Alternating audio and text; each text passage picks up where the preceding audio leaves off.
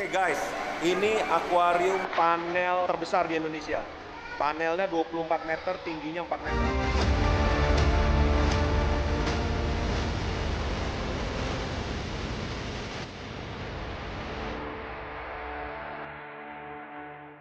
Pak Yudi Praitno. Siap. Ya, Anda owner PT Indo Aquarium. Katanya Anda yang mengembangkan dan membuat akuarium terpanjang Siap. di Pangandaran. Pangandaran. Gimana ceritanya tuh? Kok bisa membuat akuarium seperti itu? Oke. Jadi saya memang punya passion gimana akuarium ini menjadi sesuatu yang beda kan. Nah kebetulan kesempatan saya dipanggil, bukan dipanggil sih, maksudnya saya melihat ada proyek Berapa panjangnya? 47 meter. 47 meter. 47 meter. Terpanjang di dunia. Di dunia? Terpanjang di dunia. Terakhir baru saya dengar ada 48 meter itu di Guangzhou, di Chimelong Aquarium. Oh, cuma beda satu. Ini. Tapi yang di situ 10 juta ton, yang kita cuma 1,2 juta ton liter air. Airnya. Iya, Oke. liter air. Oke. Iya kan? Nah, jadi Lebarnya berapa? lebarnya 9. Tingginya 4 meter. Itu di Pangandaran bikinnya di mana? Di Gedung riset Kementerian Kelautan. apa isinya? Ada ikan pari, ikan hiu, ya ikan-ikan besar lah di dalam akuarium itu. Nah, cuma yang terpanjang ini awal mula saya ada masuk di media sosial saya. Awal mula itu akuarium itu air tawar, tapi sekarang dirubah sama mereka menjadi air asin, air laut. Gitu. Sebenarnya air asin apa air tawar? Sebenarnya harusnya air tawar, tapi mereka rubah mungkin karena pengunjungnya di sana lebih menarik ikan-ikan besar. I don't know, tapi itu dirubah. Konsep awal nggak begitu. Konsep awal itu akuarium aquascape terpanjang di dunia. Kalau itu aquascape terpanjang di dunia, sampai sekarang tetap masih terpanjang di dunia. Pertama sekarang yang di Portugal Takashi Amano, which is itu guru saya. Takashi Amano itu membangun 40 meter. Nah, saya bangun 47 meter aquascape. Oke. Dari mana ide untuk membuat akuarium terpanjang itu? Gimana ya kalau saya bilang menurut ide atau apa, ide saya itu memang kadang-kadang spontan gitu kan. Spontan, dan itu akuarium 47 meter itu bukan satu bidang lurus flat, tapi berbentuk setengah silinder, 4 silinder gitu ya. Dan itu berkelok-kelok seperti ada tikungan segala macam. Jadi pertemuan antara sudut-sudut yang melengkung ini, nah itu mungkin orang awam akan gimana ya caranya sini dipotong terus jangan bocor gimana ya untuk nyambung. Nah, teknik-teknik seperti itulah. Jadi kalau kita bicara teknik itu saya sendiri kagum juga gitu. Oke, Bisa akuarium sampai selesai. itu kan isinya makhluk hidup. Ya. Ya, ada tumbuhan, Ya. ada ikan ya.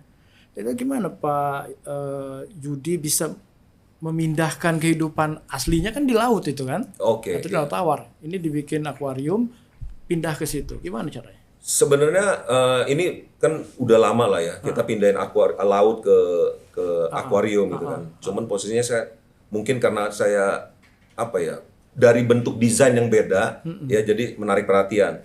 Nah sebenarnya kalau pindahin itu sesuatu yang biasa sih. Biasa aja tuh ya? Sesuatu yang biasa. Karena itu kita tinggal beli aja, mau ikan hiu, ikan apa, ada penjualan, tinggal kita masukin ke akuarium. Tapi kan itu ekosistem, Pak. Nah, ekosistem itu memang faktor X-nya banyak. Pertama dari volume, ya kan, dari volume kita mengukur gimana caranya nih filter kita bisa menyerap nitrat untuk menjadi nitrit seperti apa, terus kemudian menghindari algae, ya, untuk membuat ini akuarium menjadi low maintenance itu seperti apa. Itu ekosistemnya sih.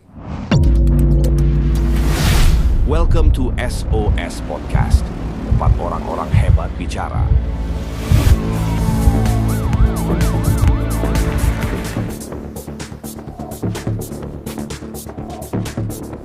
Welcome to SOS Podcast, Synergy Open Talk Session, tempat orang-orang hebat bicara. Mungkin kita bisa teruskan pertanyaan dari Pak Indra. Lanjut, silakan Siap. Pak. Mungkin Pak Ismat ya, kalau bayangin bikin akuarium kan ya banyak di toko-toko ya kan. Iya. Tapi ini kan 47 Meter. ya kan. Apa tingkat kesulitan bikin akuarium seperti itu? Saya bisa cerita itu sangat ekstrim yang waktu 47 meter. Karena itu ada di lantai 2. Ya, dan gedung sudah jadi, gedung udah jadi sebagian. So kita punya kendala. Pertama, itu tidak bisa masuk alat berat, kren nggak bisa masuk. So kita angkat dari luar sampai masuk ke dalam gedung itu manual. Akuariumnya? Iya. Panel-panelnya. Panel-panelnya. Nah, untuk dijadikan satu, itu panelnya 11 panel. 11 panel dijadikan satu di lantai 2. Dan itu satunya beratnya ada yang sampai 7 ton. Nah, beratnya itu. Nah, itu yang tantangannya. Bagi Tapi saya itu fondasinya tantangan. udah siap. Fondasi udah siap. Itu dikerjakan sama salah satu BUMN, Amarta Karya. Arti dari awal memang udah disiapkan untuk ada akuarium Ada. besar. Oke. Yes, ada. Tahanannya kuat ya. Iya. Kan itu air bergalon-galon. Iya. 47 meter nggak main tuh berapa ton itu Berapa air? ton? Itu yang kalau tonasenya saya nggak tahu ya. Kalau itu total yang saya bangun tuh yang 47 meter 800.000 liter. 100.000 liter. Iya. Tapi kalau akuarium yang besarnya itu yang teater akuarium saya sebutnya itu 1,2 juta liter air. Nah, ini proses pembangunan ini ya Bapak ya. Nah, ini di Pangandaran nih. Pangandaran ini kan. Ini di gedung Ini Indonesia ada, Aquarium. Nah, ini yang melengkung tadi deh ya. Nah, ini melengkung. Nah, itu kan semua bidangnya saya sambung itu. Ini yang 32 meter nih. Oh, ada yang lebih panjang lagi. Ada yang lebih panjang lagi. Jadi ada 3 akuarium di sana. Ada 3 akuarium. Iya, iya. Berapa tebal itu, Pak? Yang ini 24 cm. Tebal kacanya? Tebal kacanya 24 cm. 24 cm. Iya. 24. Tebal itu? Tebal banget ya. Iya. Itu Mili kali ya? Hah? 24 mili. 24 cm. Senti itu segini kan? Segini, Iya. Pak. Ih, Gila tebal banget. Iya. itu kan? kaca apa? Akrilik. Akrilik. Iya. Iya. Kebetulan saya punya partner di China, manufacturingnya akrilik. Oh, makanya kalau ada di gedor sama hiu itu nggak pecah Enggak, dia ya? iya. Iya. Bahkan di China sudah membangun 65 cm. 65 Ketebalan 65 cm yang dipiara whale shark. Wow. Yang ikan hiu totol itu Iya, iya. whale shark panjangnya 13 meter. Dalam satu akuarium itu ada 5 whale shark. Gimana ngukur untuk jadi diambil 24 cm, 65 cm itu dari mana taunya? Oh, itu ada ininya, ada komputerannya. Jadi orang struktur dari pabrik itu menghitung itu dari tekanan gimana caranya dia nggak sampai resisten panel itu terhadap air, tekanan air. Itu ada Itu air. hitungannya. Tapi kan tekanan hiu itu juga keras itu, Pak. Ya, itu udah termasuk Dihitung dihitung juga tuh. Dihitung juga. Iya. Luar Jadi biasa. makanya kita hitung dulu ini mau piaranya apa. Oh. Kalau kita mau piara whale shark, mungkin tadinya hitungan komputer dengan air 25 cm, tapi dengan karena ada whale shark, mungkin tadi jadi 65 cm. Pernah ada kejadian nggak akuarium seperti itu pecah? Dulu di Dubai Mall. Pernah. Iya, itu akriliknya Ada hiu juga? Renault Polymer. Ada. Ada. Sama satu lagi yang meledak di Hamburg, di Hotel Radisson Hotel. Setelah 30 tahun. Baru meledak.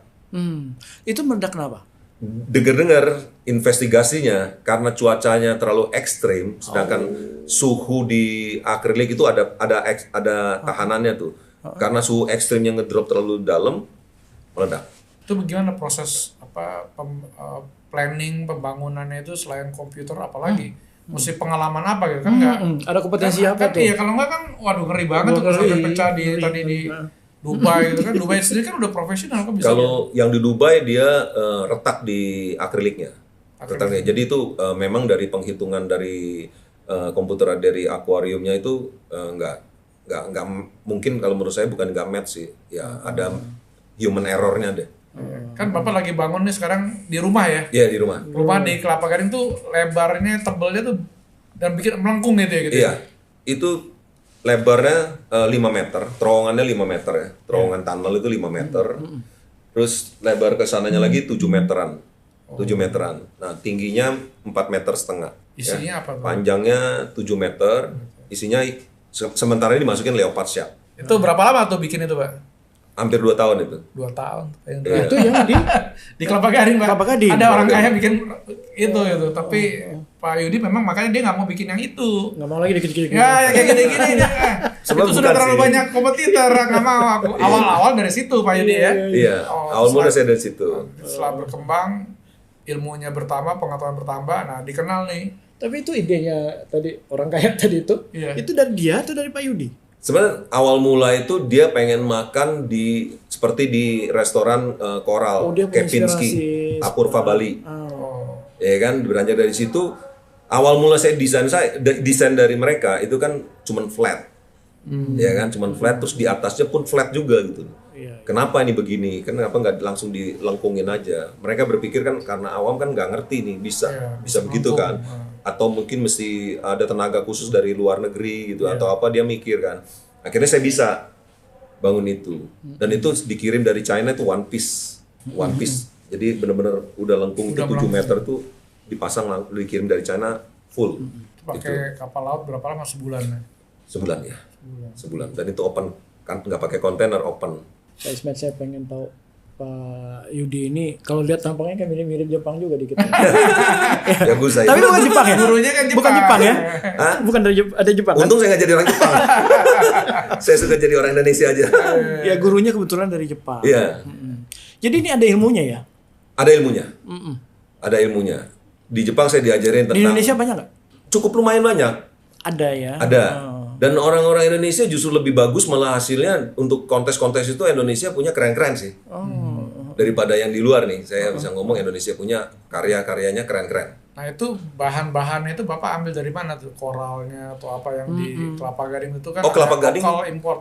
Kebetulan Kelapa Gading desainernya itu saya nggak pakai koral asli. Itu artificial coral. Artificial coral. Kebetulan desainnya Watanabe, Jepang. Dia yang membuat artificial coralnya. Koralnya. Iya. Itu handmade dan benar-benar mirip dengan aslinya, coral asli. Tapi kalau karena itu artificial berarti bisa kecil gedenya bisa diatur ya? Bisa diatur. Ya. Sama Itu yang artificialnya mah? artificial kalau yang di sana. Saya itu nggak bisa Pak kalau kita ngomong kita membangun akuarium sebesar itu, tapi kita nggak life support system itu nomor 2 tadi kan ekosistem kan. Nah life support yang paling penting itu adalah life support system. Gimana cara itu tanaman atau koral ataupun ikan bisa hidup di dalam akuarium itu. Jadi kalau koral itu nggak sembarangan Pak. Makanya saya waktu 2000 itu saya berhenti dari koral itu karena saya nggak sanggup dulu. Ekosistem tadi ya? Iya. Ownernya Pak bakalan yang high cost. Maintenance-nya very high cost gitu. Jadi koralnya bukan koral alami yang Bukan. diambil dari oke. Bukan artificial coral. Bentuknya sama? Ya, bentuknya sama. Iya, sama. Nah, itu yang terjadi di kita pasang itu di Kelapa Gading. Proyek mahakarya Bapak selain tadi, berarti 2 nih ya? Iya. Satu yang di Pangandaran, terpanjang di dunia. Terus kedua, di rumah orang yang bentuknya melengkung. Iya, Terus ada lagi yang lain Pak, yang Bapak benar-benar bangga. Jangan-jangan yang di kantor Bapak ya? Oh, ada Kantornya juga. keren banget, keren banget. Pasti lebih baik maksudnya. Iya, Lebih kita keren. mau kesana nih, belum sempet nih. Lebih kecil sih sebenarnya. Kalau yang nanti lebih ekstrim lagi adalah panjangnya 7 meter, Iya. tingginya 8 meter. Oh. Tingginya. Jadi itu mungkin world highest ya, mungkin di dunia itu cuman itu paling tinggi 8 meter dan itu adanya di rumah. Di rumah. Iya, itu lebarnya 3 meter. Berarti rumah 3 lantai ya? 2 lantai. 2 lantai. Rumahnya sih 4 lantai, cuman dia jadi dari lantai 1 ke lantai 2 itu dari ruang tamu dia terus ke lantai 2-nya kamar tidur. Jadi kamar tidurnya bisa melihat ikan dari kamar Itu tidurnya. mungkin mahakarya ketiga ya berarti ya? Ya itu yang benar-benar perlu perjuangan besar. Lagi berjuang sekarang? Lagi berjuang. Sempat kejadian akriliknya jatuh di laut. Oh. Jadi import dari China kan itu karena nggak ada yang muat di kontainer kan. Iya. Akhirnya saya mesti sewa lantainya kapal supaya nggak terganggu dengan kontainer yang lain. Jadi saya sewa. Kebetulan ada badai. Oh. Jadi akrilik itu jatuh semua Pak ke laut Pak. Terus? Ya jatuh semua ke laut. Akhirnya? Hilang, nggak bisa udah hilang itu. Itu selosnya cukup lumayan. Itu tanggung jawab Bapak ya? Atau asuransi? Tanggung jawab saya. Ya, Bapak asuransiin nggak? nggak dibayar full Pak. Tapi ngomong-ngomong angka berapa sih Pak nilainya kalau yang di Pangandaran itu? Oh, Pangandaran itu total project 43 M. 43 M. 43 M. Tapi menurut saya itu benar-benar yang paling rendah angkanya. Untuk Sekarang gini. proyek sebesar itu. Iya. Itu kan zaman dulu juga. Iya, zaman dulu 43. bukan zaman dulu. Zaman dulu juga Ancol udah ada. Terus kemudian Jakarta Aquarium juga sudah ada, ya kan?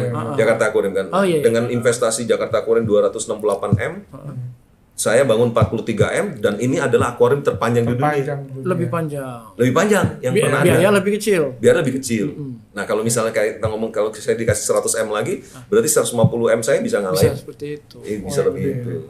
Kenapa bisa gitu? Nah saya nggak tahu dah kalau perhitungan. Mungkin karena si Jakarta Aquarium pakai orang bule.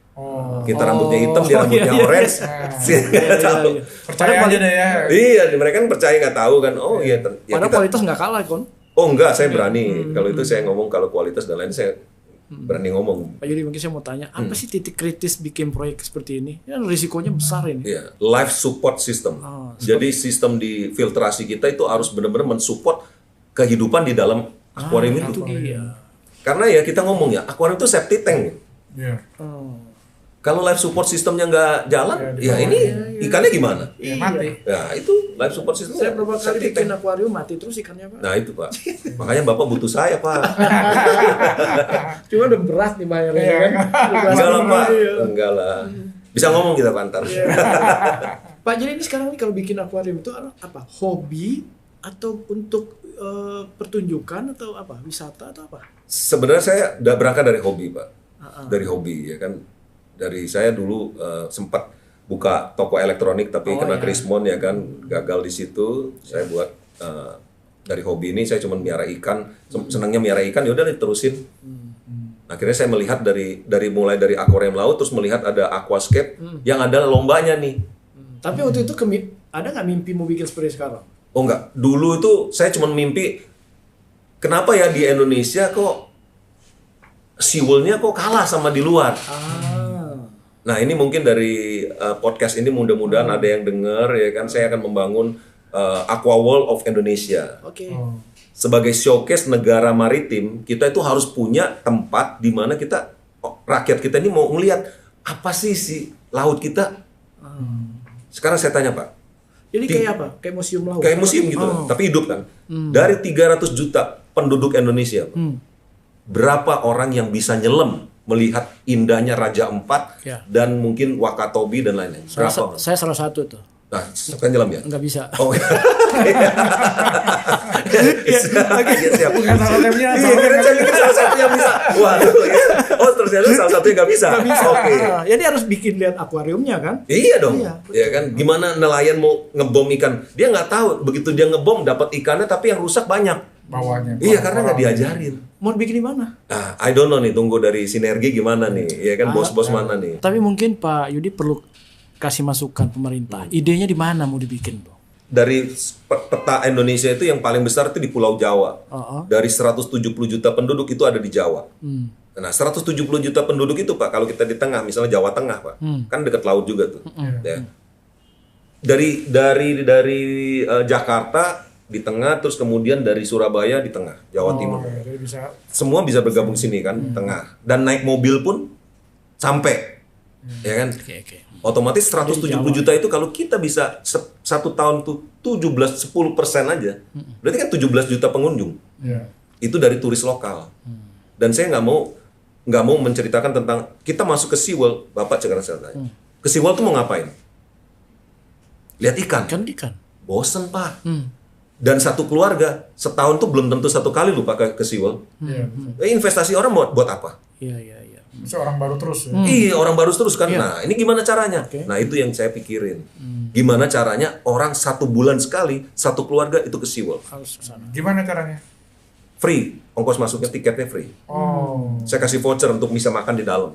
Masuk bayar, tapi untuk makan. Nah, untuk makan. Untuk makan, bukan Iya. untuk ngeliat. Betul. Nah, tapi ada di dalam itu banyak akuarium kan Pak. Nah, akuarium ikan-ikan yang mahal, yang high cost, itu harus bayar. Iya kan? Jadi kalau orang yang cuma punya, mau free tiket, bawa anak-anaknya lihat akuarium, ada akuarium yang bisa dilihat free itu ada.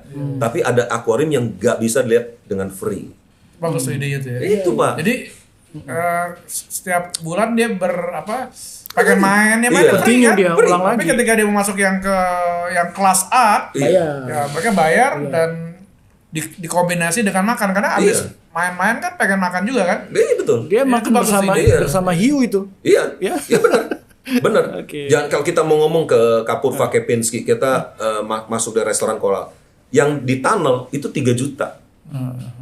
Double packs ya. Jadi 2 orang 3 juta makan di dalam akuarium. 3 juta, Pak. Seberapa besar Pak Yudi? Harus besar, Pak. Karena ini kan Aqua World ini saya mau menggabungkan antara akuarium air laut dengan akuarium air tawar. Gitu. Jadi kehidupan di air tawar seperti apa, kehidupan di air laut seperti apa. Oh, jadi 2 jadi 1. Iya. Kiri kanan mungkin ya. Iya. Di kiri air tawar, kanan air laut. Iya. Itu belum pernah ada tuh. Belum pernah ada. Belum pernah ada ya air laut semua. Betul. Dan kita ada gimmick-gimmick yang kita gabungin dengan teknologi, Pak. Jadi dengan AI dan AR, gimana semua anak punya HP, Pak. Sekarang Pak Ismet punya nanya, Pak itu ikan apa? Gila, gua aja baru pertama kali lihat, lu nanya gua lagi namanya apa? Ya kan, lihat dari sini nih HP ini nih Pak, namanya nih Pak, kayak gitu loh. Gitu. Nah itu nanti digabungkan dengan AR, kemudian bisa di capture, kita show dimanapun nih ikannya bisa ada di dinding ini, bisa terbang-terbang gitu, kayak gitu. Kita bisa bikin pecah rekor juga nggak? Harus pecahin rekor, Pak. Harus sebesar ya? Harus terbesar di dunia. Ini negara maritim terbesar di dunia. Harus punya akuarium terbesar di dunia.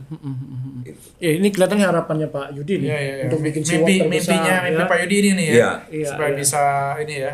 Iya, Pak. Bisa terjadi ya. Iya. Mudah-mudahan dengan podcast ini sinergi Pak bantu Yudi, saya. Kan masalahnya dari sisi konsep. Iya. Dari sisi bisnisnya menarik nggak sih bikin itu? Sangat menarik. Berapa banyak potensi dari Sekarang luar begini, yang masuk? Pak. Pertanyaan saya simpel. Jakarta Aquarium ada berapa SeaWorld-nya? Ada 3, Pak. Ancol, Jakarta Aquarium, sama Bintaro, BXC. Menurut Bapak, itu bisnis bukan? Iya. Kalau sampai 3 berarti kan ada untung. Ada untung gitu kan. Iya. Nah, tinggal saya berani Pak buka di Jakarta lagi jadi keempat. Oke. Ya kan mungkin di Peak atau di mana I don't know gitu kan. Bisa aja. Nah di luar kan udah banyak juga tuh. Iya. Apa yang bikin menarik untuk datang ke Indonesia yang nggak ada di luar? Mungkin kalau di luar Pak ya. Contoh kita ke mana ya? Ke Okinawa atau ke apalagi Jepang, ke ya. Bapak kalau ke Guangzhou itu harus ke Chimelong Aquarium. Oke, Nanti betul. di Google aja Chimelong Aquarium. Iya. Itu the largest aquarium in the world. Ya. Jadi di situ sampai ada 5 whale shark dalam satu akuarium. Itu tiket masuknya 1 juta sekian loh. Tapi Pak 1 hari nggak kelar Pak. Waduh. 1 hari nggak kelar. Makanya dia bangun hotel juga. Jadi efeknya ke properti juga ada nih. Ada. Sangat ada, Pak. Sekarang saya contoh kalau di situ Bapak pelang misalnya di Peak kita Pak, di sini akan bangun SeaWorld. Sekeliling kaflingnya habis, Pak. Kaflingnya diborong orang, Pak. Gua mau di sebelah SeaWorld, gua mau bisa sebelah SeaWorld. Kaflingnya diborong orang, Pak. Ini 10 pengembang besar ngincer ini. Iya, Langsung. mesti berkolaborasi ya. Iya, Kolaborasi, ya kan? Bisa klasternya. Gua klasternya depan akuarium. Mati lah. Bisa, bagus tuh ide bagus. Iya kan? Jadi Kayak gitu, cluster biasanya tengahnya taman, sekarang tengahnya itu akuarium kan. Ya, itu tuh bisa begitu. Bisa main aja, pokoknya bisa improvisasi aja ya. Iya. Yang penting Itu panggil aja Pak Yudinya ya. Iya, siap. Idenya banyak soalnya. Luar biasa nih, luar biasa. Pak, sebelum kita closing statement bisa ceritakan rumah Bapak kan bagus sekali tuh lagi bikin mini Forest. aquascape ya. Iya, Tapi rumah Bapak sendiri jadi aquascape. Rumah Pak kantor itu ya? Itu kantor, Pak. Oh, kantor. Iya, ya. jadi selama ini saya belum pernah punya kantor, saya belum pernah punya toko, akuarium. Selama 25 tahun, Pak, bisnis ini saya belum pernah punya toko. Nah, itu saya beranikan diri untuk bangun. Dan itu ada 2 akuarium besar, ada 12 meter, ya kan, yang satu air tawar, yang satu air laut. Nah, air tawarnya itu kebetulan lagi viral, Pak. Ya, di situ saya di dalam akuarium saya itu saya tanemin pohon beneran, Pak. Saya tanam pohon di dalam akuarium, ya kan. Dan itu isinya Pohon arowana. hidup nih. Pohon hidup dan satu-satunya di Indonesia itu. Satunya di Indonesia, di dunia. Belum pernah ada. Jadi apa yang belum pernah ada di dunia? dalam akuarium Pak ditanemin pohon, Pak. Oh. Direndam pohonnya airnya 90 cm. Itu memang pohon air gitu ya. Sebenarnya pohon rawa. Pohon rawa. Iya, kalau Bapak masukin ke nih kita nggak pakai treatment dulu khusus nih. Masukin pasti mati, Pak. Iya. Iya. Dan bahkan pohon saya ini udah tumbuh akar airnya. Nanti Bapak bisa lihat, buktikan sendiri langsung Dia lihat. makin besar. Makin besar. Tapi di atasnya masih bisa. Bisa. Oh, Kan open. Saya open. air hujan, matahari full langsung. Kalau Bapak lihat itu jam 10 sampai jam 12, Pak, ray of light yang sinar matahari tembus ke dalam itu jelas sekali, Pak. berapa tuh? 7 meter? 12. 12 meter. Iya. Tingginya Air itu cuma 1 meter sih. 1 meter. 1 meter. Tapi pohonnya itu 5 meter. 5 meter. Ikannya? Arwana. Arwana. Iya. Semua Arwana. Itu Nine Dragons Kingdom namanya. Wah, yang pecinta arwana mesti mampir ke sana. Banyak Pak, udah Pak. Ya, soalnya kan saya ada komunitas arwana kan, dia Iya. dia senang. Ya dari Pontianak aja sendiri ada yang telepon itu udah ada 3 orang Pak. Pengen seperti itu. Itu nggak ada ikan di tempat lain. Oh banyak, Ikan arwananya banyak. Ikan warna di mana-mana banyak lah. Kemarin saya lihat siapa Irfan Hakim nyari ikan sampai Oh, ke Irfan Kalimantan. Oh ya itu pelepasan dia, kebetulan. Tapi ada nggak ikan yang memang langka sekali Ada. dan orang nonton mungkin mau bayar itu? Oh ada Pak. Ada ya? Cuman kebanyakan itu yang ikan-ikan langka kalau air tawar ya, itu sudah di-keep sama ya the have lah, orang-orang yang ya, high class ya, high end punya high end people lah. Ya. Jadi nggak bisa untuk publik ya. Menarik ini. Sekarang saya tanya, ikan koi yang paling mahal yang pernah Bapak dengar itu harganya berapa? 100 sana. 100 juta ya. Ini 27 M Pak. Satu ekor. Iya. 27? Di Jepang, di Iya. Jepang. Iya, ikan Jepang yang dibeli sama China. Ada yang beli di sini? China yang beli. Jadi levelnya kita udah beda. Nah kemarin lagi di Indonesia lagi pameran di Ice BSD. Pohon Pak. Pohon kecil segini lah Pak. Ya. Namanya Pratiserium Masayu. Itu lagi rekor. Berapa sih kira-kira orang beli tanaman Pak? Segini lagi, berarti segini kurang lebih. 10 juta, 50 juta mahal itu. Mahal ya. Ini 2,2 M. Kalau mati, punyanya kelengerang saya. Tapi itu bisa bertahan berapa lama itu? Yang mana? Yang pohon itu. Pohon tadi ya kalau kita rawat ya tahan Pak. Itu nggak bisa mati. Sebenarnya nggak bisa mati Pak pohonnya. Nggak ada batasan umurnya. Ya kan tergantung Media, perawatan. ekosistem dia kan. Iya. Kalau salah itu kan mati dia. Iya. Oke Pak, yang terakhir Pak, Ya. bisa sampaikan closing statement apa yang Bapak ingin sampaikan mengenai ikan atau suruh kunjungin ke tempat Bapak atau apa kepada teman-teman yang lihat YouTube ini Pak? Ya kita gini loh, melakukan sesuatu tuh harus bener aja dulu lah. Doing what is right. Jadi kalau memang akuarium ini nggak kita bilang ya, karena kadang-kadang kan orang punya budget ya Pak ya. Saya nggak mungkin saya kerjakan Pak kalau memang itu budgetnya nggak bisa life support sistemnya aja nggak bakal bisa terpenuhi. Nah itu saya nggak mengerjakan itu. Artinya doing what is right. Ya. Itu aja Pak. Oke, terima kasih Pak Thank you. Yudi sudah hadir di acara SOS Podcast. Thank you Pak Ismet, Pak Kita Indra, mau thank you. berkunjung ke tempat Bapak nanti.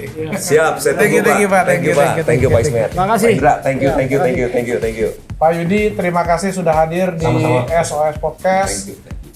Semoga Bapak bertambah sukses ya dan Amin, mimpi Bapak sama-sama, Pak tercapai. Ismet. Ini ada kenang-kenangan dari Spring Air Pak, dari sponsor kita Pak. Thank you buat Spring Air.